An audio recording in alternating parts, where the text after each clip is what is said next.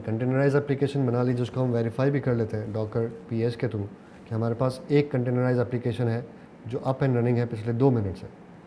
But चूँकि ये web based application है, मैंने बताया कि HTML CSS जावास्क्रिप्ट की एप्लीकेशन है, तो इसने ब्राउज़र पे चलना है। ब्राउज़र यानी गूगल क्रोम हो सकता है, फायरफॉक्स हो सकता है, कि इसके अलावा भी कोई ब्राउज़र हो सकता है जिस पे हमने इस एप्लीकेशन को जो अभी हमने अप एंड रनिंग किया है उसको एक्सेस करना है। बट इस वक्त तक की एप्लीकेशन चल तो ज़रूर रही है, बट हमने इसमें कोई भी एक्सेसिबिलिटी नहीं दी जिसके थ्रू हम ब्राउज़र के थ्रू इसको एक्सेस कर सकें। इस एक्सेसिबिलिटी के लिए हमें कुछ कमांड रन की कमांड में कुछ मॉडिफिकेशन करनी होगी जिसके थ्रू हम इसको एक्सेसिबल कर देंगे पब्लिक के लिए कि आप उस कंटेनराइज एप्लीकेशन को ब्राउज़र के थ्रू एक्सेस कीजिए।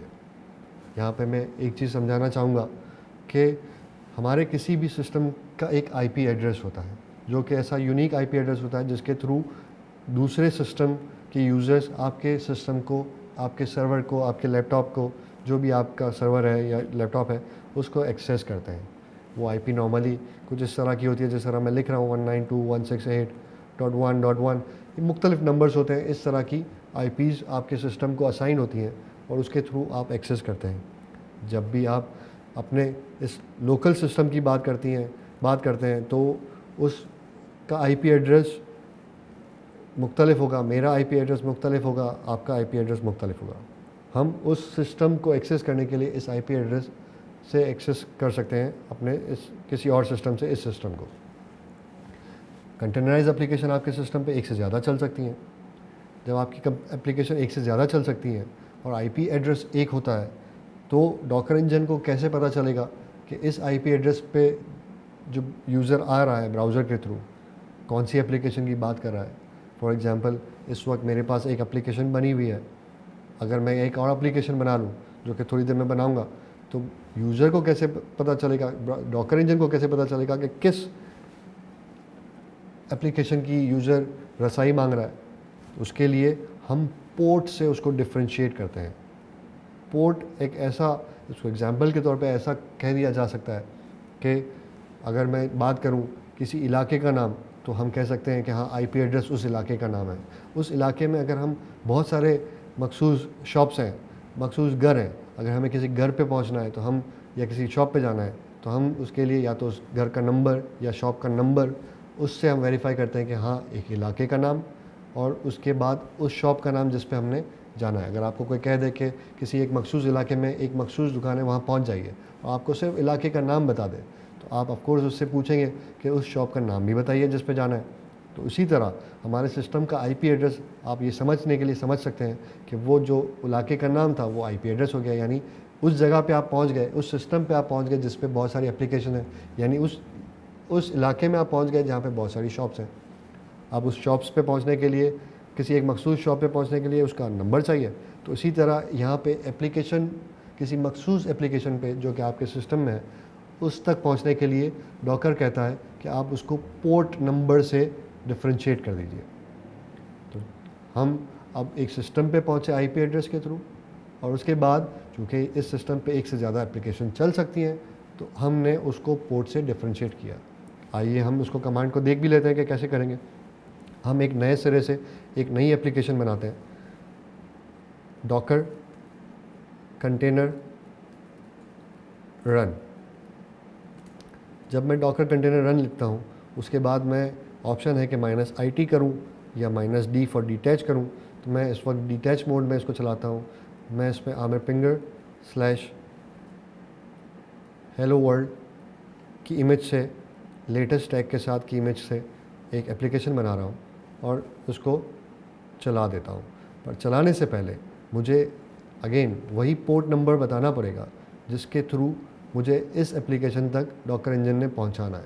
उसके लिए चूँकि इमेज का नाम सबसे आखिरी में आना शर्त है तो इमेज के नाम के बाद -D के बाद हम -P का टैग यूज़ करते हैं जो कि पब्लिश करने के लिए यूज़ होता है कि अब हम इस एप्लीकेशन को पब्लिश करने जा रहे हैं। लेट्स से फॉर एग्ज़ाम्पल मैं कहता हूँ कि 5010 नंबर के पोर्ट पे इस एप्लीकेशन को पब्लिश कर दिया जाए।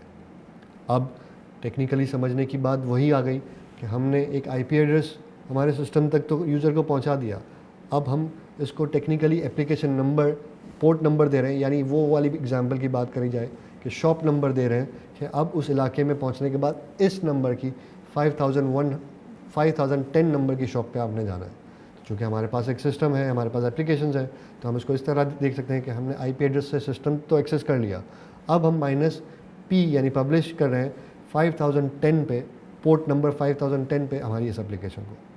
इस पब्लिश के साथ हमें ये भी बताना होता है कि जब यूज़र 5010 आएगा तो इंटरनली हमारी एप्लीकेशन किस पोर्ट पे लिसन कर रही होती है। ये चीज़ हम आगे भी समझेंगे कि किस पोर्ट पे कैसे लिसन करती है। चूँकि ये मेरी एप्लीकेशन मैंने बनाई है, इंजनएक्स की है, HTML CSS बेस की है, तो मुझे मालूम है कि वो पोर्ट नंबर 80 पे लिसन कर रही है इंटरनली।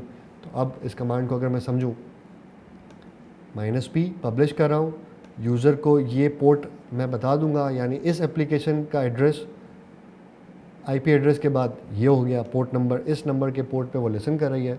जब इस पोर्ट पे यूज़र आएगा तो उसको डॉकर इंजन इंटरनल पोर्ट 80, जो कि कंटेनराइज एप्लीकेशन का 80 नंबर पोर्ट होगा, जो आप यहाँ पे चेक कर सकते हैं कि पोर्ट नंबर 80 TCP है, उस पे डाइवर्ट कर देगा और मेरी एप्लीकेशन ब्राउज़र पे एक्सेस हो जाएगी।